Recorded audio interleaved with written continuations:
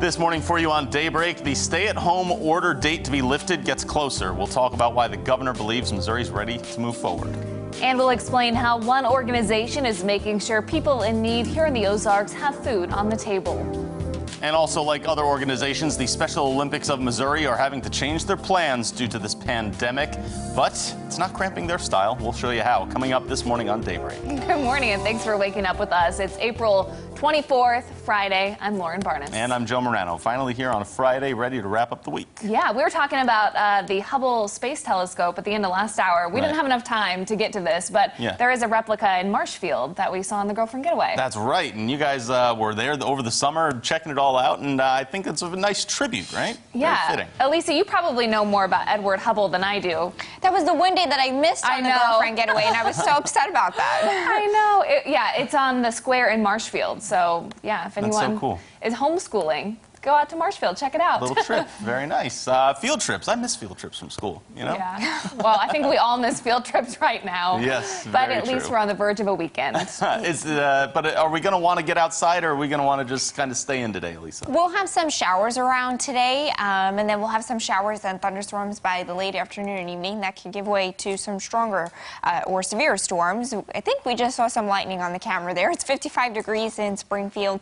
We've got some clouds out there this morning on some southerly winds, some showers coming in from the west. A lot of the rain has been light around Springfield. We are finding some more locally heavy downpours around Branson. There were some lightning strikes with this cluster of some heavy rain. Not really seeing too much right now on that radar, but we just got some showers starting to move in. It's 50 degrees in Harrison, 56 degrees in Monette, and 48 degrees in Fort Leonard Wood. Some wet roads possible as we head through the afternoon. Not a washout of a day, but we'll have some showers and some thunderstorms around. So if you're waiting for a package, it could be wet out there today. We'll have those rain chances get healthier by the afternoon and evening with those highs in the upper 60s. We do carry a severe threat out there today, so we'll have to keep you updated on that, on some timing and threats. Some showers early Saturday. The better half of the weekend is Sunday. Your full forecast is up in 10 minutes. All right, Elisa, thank you. Today's top story, Governor Mike Parson says Missourians should prepare for social distancing guidelines to remain in place even after the statewide stay-at-home order expires at the end of the day, May 3rd. Governor Parson says he hopes to release more specifics today about which guidelines will remain and for how long. Parson believes with increased testing capabilities, the state will be able to move forward on May 4th as planned. The governor was asked what his message is for communities like Springfield that have lifted some sort of restrictions before May 4th. Parson says to keep in mind the statewide order is still in effect. The governor also addressed concerns about COVID-19 coming back later this year or next. Yes, I think we're going to be much more prepared for that second wave when it comes, if it comes. I think you're mirror. So we're going to be prepared. But the one thing I do realize, you have to do both. You have to be able to fight the virus, and we have to open up the economy. Those two things have to happen for the state of Missouri. I firmly believe that, and we're going to proceed with both of those issues doing them at the same time. Illinois Governor J.B. Pritzker described frustration with the lack of coordination when it comes to working together as a region. Parson said he speaks with other governors often, but makes decisions for Missouri based on the number of patients and hospital equipment. And now an update from Color 10 News on the coronavirus. Talking about Webster County in this update for you, health officials there have announced 3 more positive cases, and there are possible public exposures at numerous spots. Most of the locations were in Marshfield and Lebanon between April 9th and 20th. For a full list of those locations, we've got it on ozarksfirst.com. So again, if you were in those same spots, your risk for exposure is low, but you should still, of course, monitor for symptoms. New this morning, the Drew Lewis Foundation is expanding its services it provides to people struggling with food insecurity. Color 10's Nigel McDonald stopped by the nonprofit to see the group's efforts firsthand and reports back this morning with what she found out. Nigel, good morning. Well, good morning, Lauren. Amy Blanzett, CEO of the Drew Lewis Foundation, says the organization is helping by doing what it knows best, providing sustainable and nutritious meals to those who need it most. Now, Blanzett says as the need for food has more than doubled in just the last few weeks.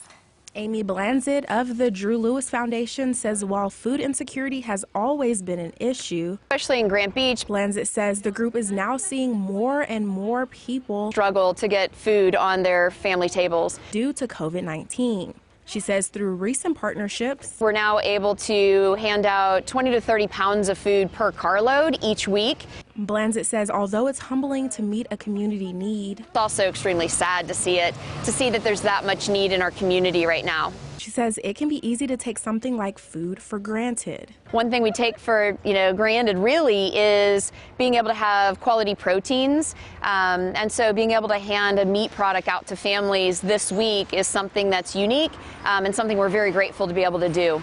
Fresh produce like this head of lettuce would have normally gone to waste, but thanks to this new partnership, this food is going to families who need it most. But Blanzett says getting to the food is still hard for some, which is why the YMCA is partnering with the group to help deliver meals. Our school age services food van, since our school sites have shut down, unfortunately it's just sitting there, so we had the ability to lend a helping hand and we took advantage of that.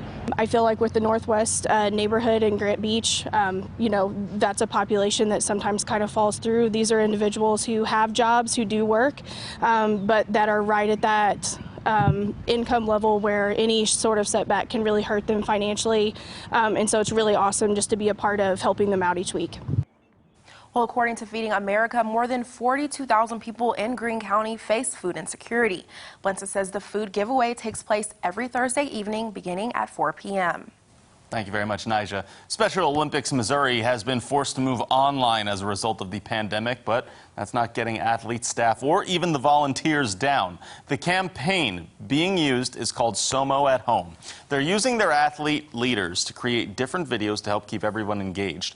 Videos include tips on stretching and exercising, but they also focus on other things like communication skills and what to do when you're feeling down and how to work on your friendships. Susan Stegman is the president and CEO of Special Olympics Missouri and believes the team worked hard to come up with this new approach. So much part of Special Olympics is a part of the social and family network that our athletes and staff and volunteers and sponsors need.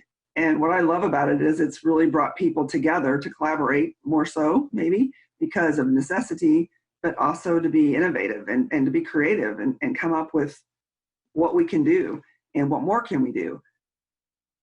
And as of now, Stegman says they're expecting to get back to regular play at the beginning of June. They are looking fit out there. Around the Ozarks, gas could be found for $1 or less per gallon.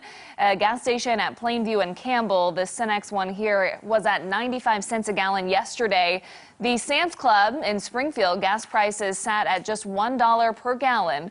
Over in Republic at the Next Stop, drivers were treated to 99 cents for gas, and there are reports of low prices like this all over the Ozarks. You know what, Lisa, we forgot to mention Edward Hubble is from Marshfield. That's the punchline here.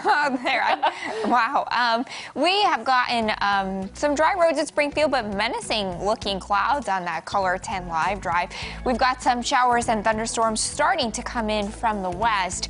Details on a severe threat for today coming up next. From Color 10 Ozarks First, Lauren Barnes, Joe Morano, and weather with meteorologist Elisa Raffa.